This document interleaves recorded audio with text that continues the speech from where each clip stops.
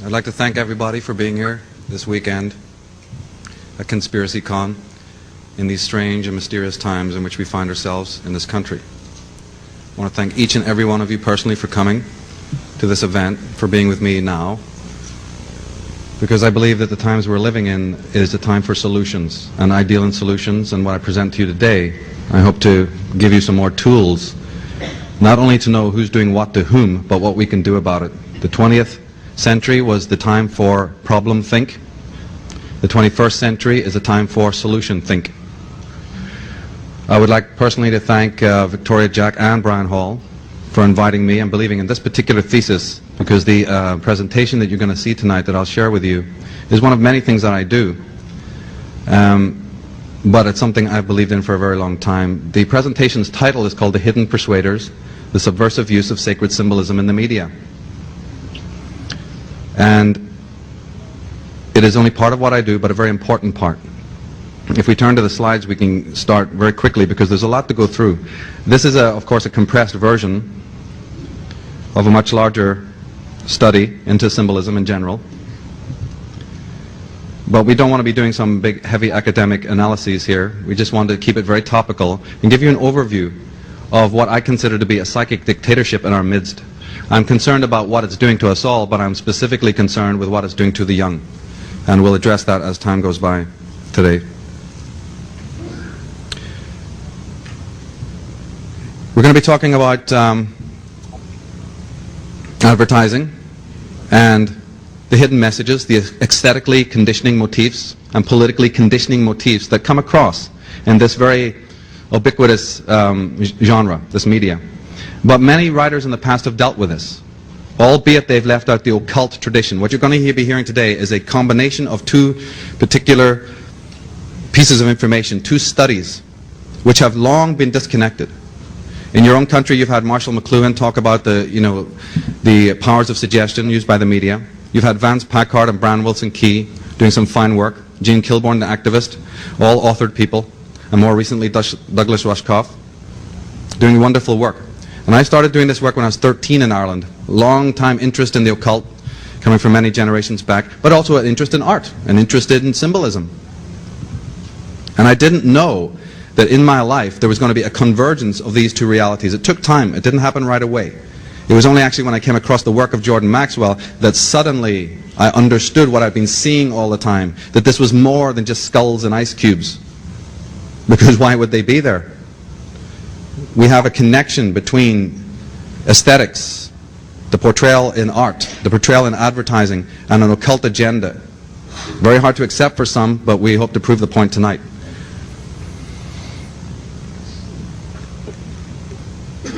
The Western world in general, and America, is what I call symbol illiterate.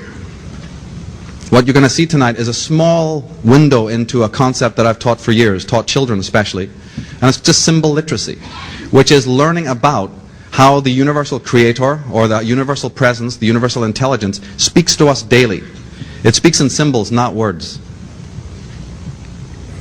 It was so important for the hegemonic authorities and patriarchal bastions to get us off the track of dealing with symbol literacy, that even in the Bible, at the creation of Christianity, before thou shalt not kill, before that edict in the Decalogue, you have this particular commandment, which is thou shalt not make for yourself a graven image or a symbol. It was more important to them than thou shalt not kill. And we're going to find out why. It has to do with the brain and moving us into what's called a left brain type of thought, a left brain type of cognition, a left brain type of expression, away from the right brain holotropic concept, which was more common to our forefathers. But thou shalt make no graven images. What are the ancient world covered in? What is Egypt covered in?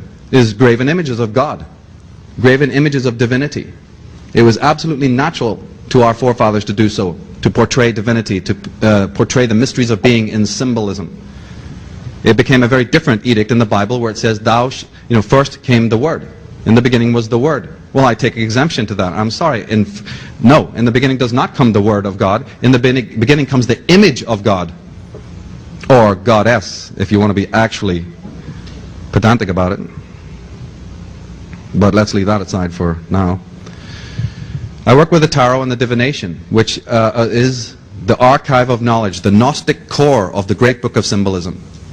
The greater book of symbolism, the tarot, these are the main chapters. Anyone who wants to get symbol literate, because Mircea Eliade, Joseph Campbell, Carl Jung have gone blue in the face asking us to get symbol literate, to become aware of how symbols are used, because they take the soul up. By being aware of how symbols work, and art, and imagination, we evolve spiritually. But that which can also help you evolve, can also help you devolve, can also help you be enslaved. So the tarot, and these great ancient Gnostic canon truths that were laid down by our forefathers were done mostly in symbols, the richness of symbolisms, and we teach this. In the occult tradition, it is essential that people become familiar with the role of symbolism, and numbers and vibration and so on. One little aside, but connecting very much to what you've heard in other days here, is an interesting fact, that what they call the Bible, let's say the Old Testament specifically, the 5 books of the Old Testament, the Pentateuch, are based on the Torah. They'll admit that. You ask anybody who's in the know and they go, oh yes, of course we can accept that the Pentateuch originated with the Hebrew Torah. But what these people will die before they will admit, or tell you, is that the Torah originates from the tarot. We haven't got time to explore this, but this is irrefutable if you do your homework and go to the reference works. In fact, it's the same word. The word is identical.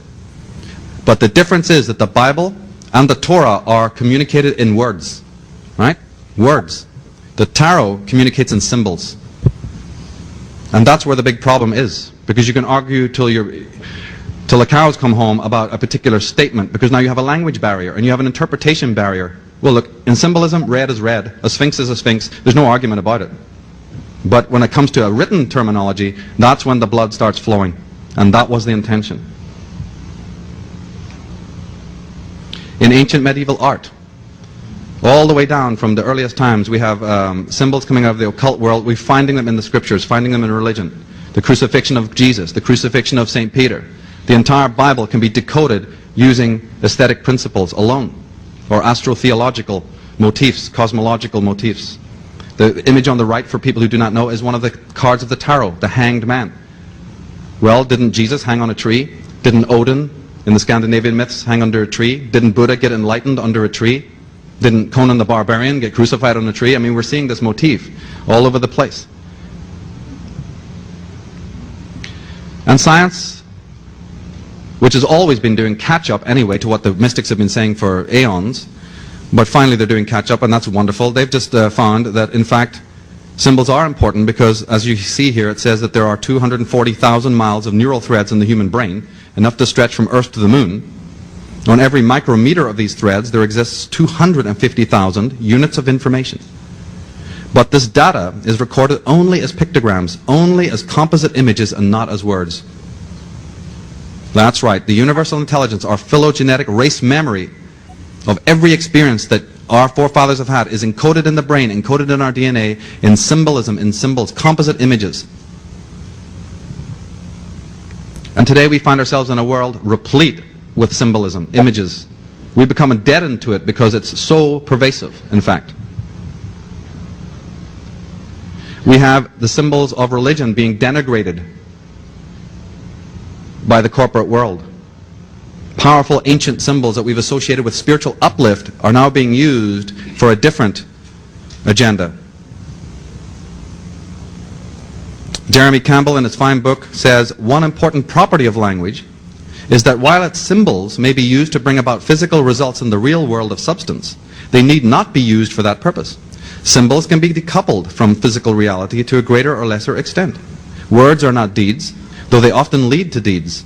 Symbols can be manipulated to form new statements and expressions which are only tentative, playful, figurative. Symbols are at liberty to be a little irresponsible and experimental. Now that's a very loaded comment there.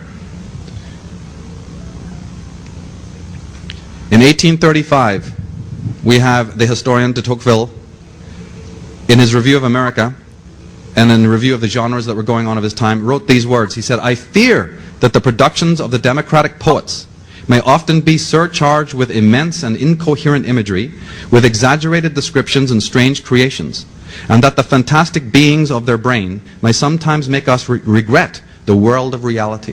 In 1835,